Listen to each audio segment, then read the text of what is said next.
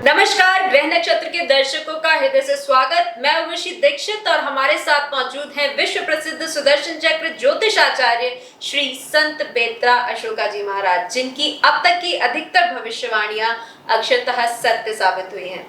आज हम चर्चा करेंगे होने वाले महागठबंधन को लेकर।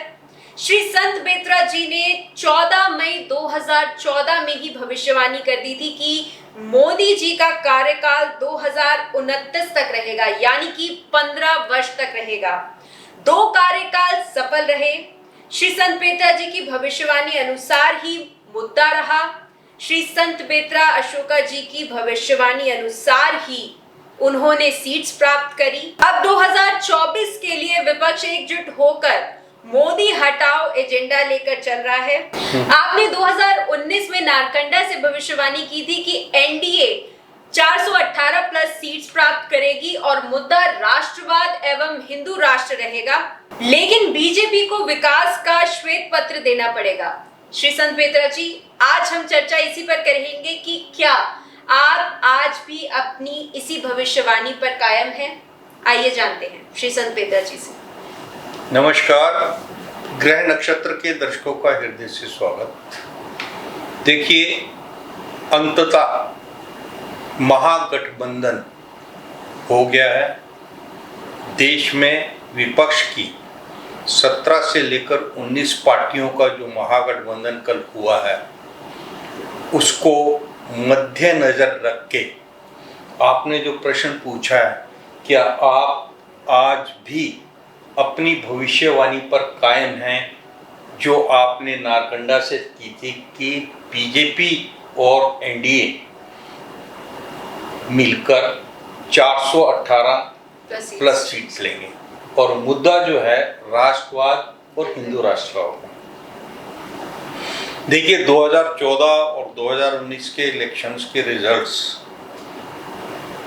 एज पर भविष्यवाणी अक्षरता सत्य सिद्ध हुए और 2014 में ही 14 मई को, जिस दिन माननीय मोदी जी वाराणसी में गंगा आरती कर रहे थे, उस टाइम जो है सुदर्शन न्यूज़ पर यह भविष्यवाणी कर दी गई थी कि बीजेपी जो है अगले 15 साल तक जो है बहुमत की सरकार बनाएगी और मोदी जी ही बीजेपी के प्रधानमंत्री होंगे।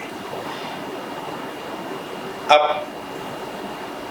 महागठबंधन के बाद जो इक्वेशंस हैं, उनको अगर हम एनालाइज करते हैं तो महागठबंधन जो हुआ है टॉप लीडर्स का हुआ है। लीडर्स को चुनती है आवाम। आवाम डिफरेंट विचारधारा की है। ये जरूरी नहीं है जो कांग्रेस की विचारधारा रखता है वो कम्युनिस्ट के लिए भी उसकी मानसिकता वही होगी, जो कांग्रेस मानसिकता का उसका जेडीयू के लिए भी वही मानसिकता होगी, जो कांग्रेस या जेडी मानसिकता का उसके लिए आरजेडी के लिए भी वही मानसिकता होगी, जो सपा की मानसिकता वाला समाजवादी दिमाग वाला जो है वो बीजेपी या कांग्रेस के साथ मिलकर जो है सेम विचारधारा से आगे बढ़ेगा। अब यहाँ पर ऊपर का गठबंधन जो है वो एक क्लियर कट इंडिकेशन दे रहा है कि विपक्ष जो है बहुत बुरी तरीके से डरा हुआ है, ना कि एनडीए या आपका बीजेपी। उसका कारण स्पष्ट आपके सामने है। दूसरा, आपने जो मेरे से पूछा कि क्या आप अपनी इस भविष्यवाणी पर कायम है। देखिए, आज की जो माननीय अमित शाह जी की जो जनसभा थी, उसमें अमित शाह जी ने बोला कि बीजेपी जो है 300 प्लस सीट्स लेगी। ये बीजेपी जो 2024 का जो इलेक्शन लड़ रहेगी, ये उसका कॉन्फिडेंस है। लेकिन मैं पुनः अपनी भविष्यवाणी पर कायम।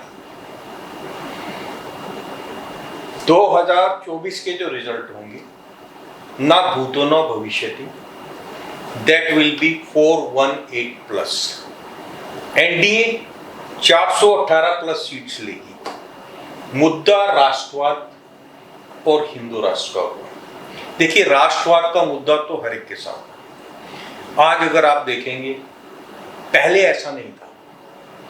पहले मैंने कभी नहीं देखा कि नेशनल टीवी पर कांग्रेस या विपक्ष का कोई भी नेता तिलक लगा के या कलावा लगा के बैठ के जो है आपका वो कर रहा है, डिस्कशन कर रहा है। लेकिन आज बीजेपी के नेता भले ही तिलक लगा के या कलावा लगा के ना नजर आए, लेकिन कांग्रेस के ऑलमोस्ट जो नेता हैं, जो आपका इलेक्ट्रॉनिक्स मीडिया पर आकर बहस करते हैं,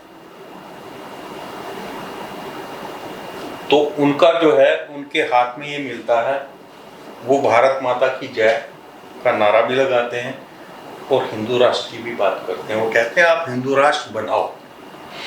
तो हिंदू राष्ट्र का तो मुद्दा है, ये 2024 में कॉमन होने वाला है।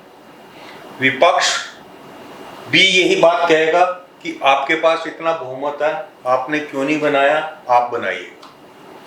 और पक्ष को, जो सत्ता पार्टी है, उसके पास भी हिंदू राष्ट्र का जो मुद्दा है, ये बहुत बड़ा मुद्दा है। राष्ट्रवाद जो है, राष्ट्रवाद का मुद्दा भी सब पार्टियों का है। कोई भी ऐसी पार्टी नहीं है जो अपने आप को कहे कि मैं राष्ट्रवादी नहीं हूं। तो राष्ट्रवाद तो सबके लिए, लेकिन बीजेपी ने इसमें जो है राष्ट्रवाद और हिंदू राष्ट्र के मुद्दे पर लीड ली है। लेकिन हर एक चीज को शुरू करने के लिए, उसके लिए जो प्लेटफॉर्म बनता है, उसके लिए जो स्टेज बनता है, उसके हिसाब से चलना चाहिए। अभी 2024 का इलेक्शन बिल्कुल सामने खड़ा है। अगर आप राष्ट्रवाद और हिंदू राष्ट्र के मुद्दे को 2024 का मुद्दा, जो कि अपने आप बनेगा, देखिए 2019 के लिए मैंने बोला था कि मुद्दा जो है राष्ट्रवाद होगा 12th आवर पे, जबकि इलेक्ट्रॉनिक मीडिया बीजेपी को 170 से 180 या 170 से 190 से ऊपर सीट्स नहीं दे रहा था। तब भी की गई भविष्यवाणी पर मैं कायम था कि बीजेपी इतनी सीट्स लेगी और मुद्दा राष्ट्रवाद होगा। और 12th आवर पर कश्मीर में पुलवामा के कारण 8 से 60, मतलब बच्चे से लेके बुजुर्ग तक हर एक व्यक्ति राष्ट्रवाद की लहर में बह गया और बीजेपी ने ऐतिहासिक विजय प्राप्त की और बीजेपी ने 303 सीट्स ली थी। इसी तरीके से अब भी मैंने 2023-24 की जो भविष्यवाणी की है कि जिसमें आपका जो देश को अस्थिर करने वाली ताकतें हैं, वो देश में किसी भी तरीके से गृह युद्ध का माहौल बनाएंगी और अंततः इस सब को देख के जो आवाम है, जो हमारा समाज है, जिन्होंने वोट करना है, उनको ये बिल्कुल क्लियर मैसेज हो जाएगा कि what they have to do. उनको राष्ट्रवाद और हिंदू राष्ट्र को सामने रखकर वोट करना है या सिर्फ मोदी हटाओ को सामने दिमाग में रखकर वोट करना है। देखिए, मोदी हटाओ कोई मुद्दा नहीं है और अभी जो महागठबंधन हुआ उसका मुद्दा सिर्फ एक है कि मोदी को कैसे रोकना है, मोदी को कैसे हटाना है। क्योंकि मोदी जी ने जो लीड ले ली है, मोदी जी ने जो लीड ली है, दैट इज 6 डायमेंशनल। एक डायमेंशन में नहीं है, वो हर जगह आपको मिलेगी। वो जब मन की बात करते हैं तो गांव के कोने में बैठा हुआ हर एक नागरिक उनको सुनता है और वो हर एक के साथ एक दिल से रिश्ता जोड़ने का काम करते हैं।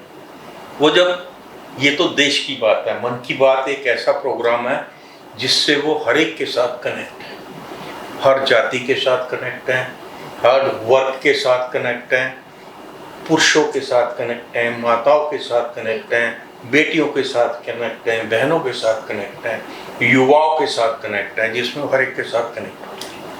इंटरनेशनल लेवल पे जब भी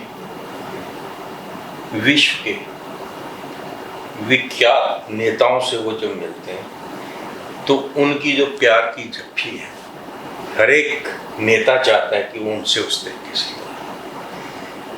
ये जो चीज है, ये एक व्यक्ति के व्यक्तित्व को, उसके दिल की सच्चाई को, उसकी इंटेग्रिटी को प्रदर्शित करता है कि वो जहां भी जा रहा है, वो मोदी को कोई बॉस बोलता है, कोई मोदी को बोलता है कि ये जो है विश्व के गुरु, विश्व गुरु भारत से आए हैं।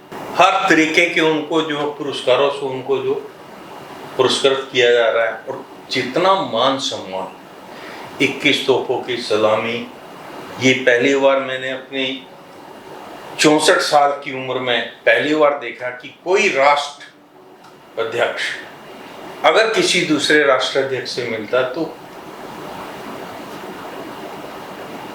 सामने वाले ने अभिवादन में उनके पैर छुए। ये हमारे देश के लिए भी बहुत गौरव की बात है। बहुत गौरव की बात है, लेकिन विपक्ष इस चीज को नहीं समझ रहा है। विपक्ष को नजर आ रहा है कि 10 साल तो मार खाइए, अगले 15 साल, अगले 5 साल अगर मोदी जी फिर आ जाते हैं तो क्या होगा। इस चीज को देश की आवाम देख रही है। अगर ये गठबंधन ना करते, अपने अपने अस्तित्व को कायम रखकर अपनी अपनी जो उनका वोट बैंक था उनको ये कवर करके अगर ये चलते तो शायद वो स्थिति ना होती जो अब 2024 में आपको देखने को मिली। मतलब देश की आवाम 10 बार सोचेगी कि मोदी हटाओ, लेकिन क्यों, किस कारण मोदी को हटाए। ये जो चुनाव है 2024 का, ये चुनाव जो है और इस चुनाव के जो रिजल्ट हैं, इस चुनाव में जिस तरीके से लास्ट में मोड़ लेगा, ये अपने आप में एक बहुत ही अजीब तरीके की वो होगी कि रूलिंग पार्टी रेगुलर 10 साल के बाद अगले 5 साल में जो रिकॉर्ड कायम करेगी, दैट विल बी ना भूतो ना भविष्यति, दैट इज एनडीए और बीजेपी 418 प्लस सीट्स डंके की चोट पर प्राप्त करेगी। नमस्कार।